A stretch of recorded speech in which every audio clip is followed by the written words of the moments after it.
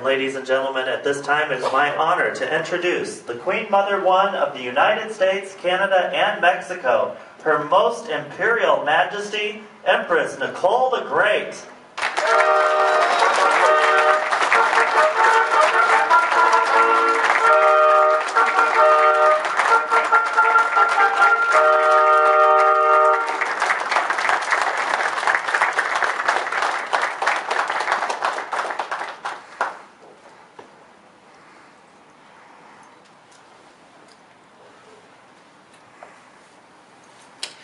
This has been an historic week for our nation. So said the President of the United States. Indeed, this past week has been a most historic week for all Americans and America. Yes, a week where justice triumphed over evil. A week of true heroes. Personally, let me say that I've never been more proud to be from San Diego, the home of the training base for the U.S. Navy SEALs.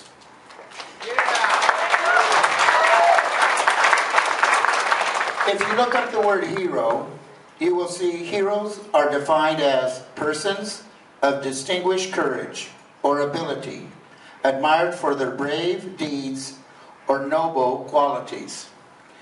These last years have been very difficult times for Americans. We all long for true heroes.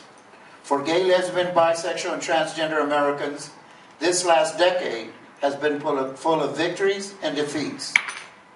Indeed, our fight for equality is the civil rights movement of the 21st century. I've been blessed to witness and be a part of the change for over 40 years when it comes to both my Latino and GLBT communities. And one thing this old queen can tell you: heroes have always walked among us.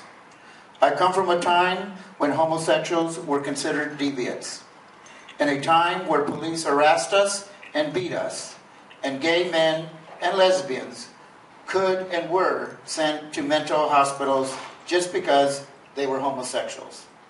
Many of my friends never returned from these mental hospitals the same, as they were subjected to electric shock treatment.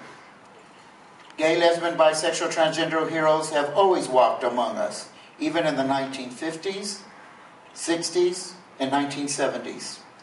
Heroes like Phyllis Leon and Del Martin, Frank Kameny, Sylvia Rivera, Ann Rustin, Reverend Troy Perry, and yes, Morris Kite, Jenny Apuzzo, Christine Jorgensen, and World War II veteran and proud Hispanic Jose Julio Sarria, who in 1961 became the first openly gay candidate to run for public office in North America, and in 1965 founded the Imperial Court System, which now has chapters in over 68 cities in the United States, Canada, and Mexico. I've had the honor to become friends and work with many of these heroes, including Cleve Jones, Irva Shavad, Robin Tyler, David Mixner, Elizabeth Birch, and yes, Harvey Milk. I worked with Harvey against the homophobic campaigns of Anita Bryant and John Riggs. Now I'm blessed with a friendship and working relationship with Harvey Milk's nephew, Stuart Milk, and the Harvey Milk Foundation, and to be working with many of you in this room to get a U.S. Postal stamp issued in honor of Harvey Milk. Yes, gay America has its heroes and martyrs, like Harvey Milk and Matthew Shepard. As I've said so many times before, our fight for equality must continue to sometimes be in the streets and in the suites of political power. And in saying that, yes, gay America can have two true heroes, like Brian Bond and Lieutenant Dan Choi, one working and making change inside of the White House, and one outside chaining himself to the White House fence. Tonight we are not only honoring a hero that all America has embraced, but a hero that both the Latino and his gay, lesbian, bisexual, transgender community are most proud of. He was on a recent cover of In Touch news magazine, which called him the reluctant hero. And it has been this reluctantness and true humility that has touched all of us and made us so very proud. We have always known that average gay Americans, like any other citizens, can rise up and become heroes of our nation.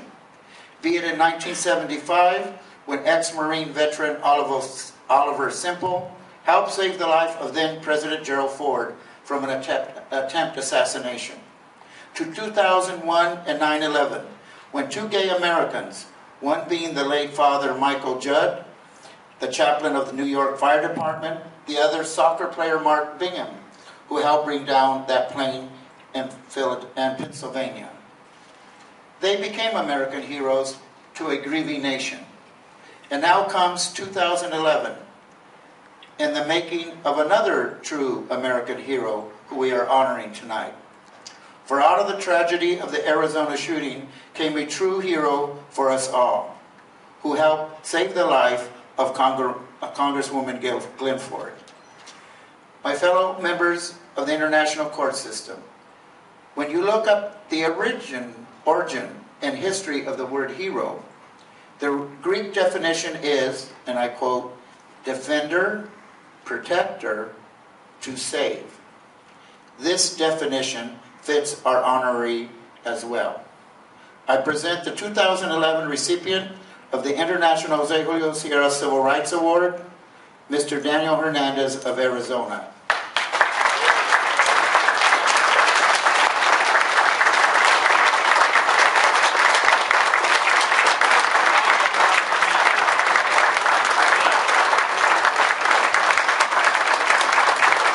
And it is our honor to present you with our highest medal, and that is the International Order of the Double Eagle for the Queen Mother of the Americas.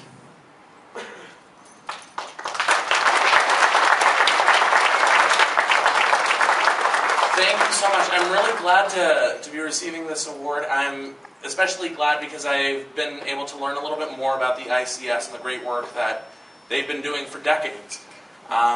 Starting back in the 60s, and even at times where you were being so prosecuted for who you were, you still stood up for what you believed in and kept going. And then on top of all that, you really kept in mind that there was others who were less fortunate than yourselves and tried to help them by raising money for charities for children, for cancer research, and also for the AIDS epidemic once it started in the 80s. So I'm really glad to be here and to be receiving this accolade from this group, because it's really an impressive group, so thank you so much. Thank you, ladies and gentlemen. Mr. Daniel Hernandez, recipient of the 2011 Jose Julio International Award. Give me a hug, Madre. Thank you.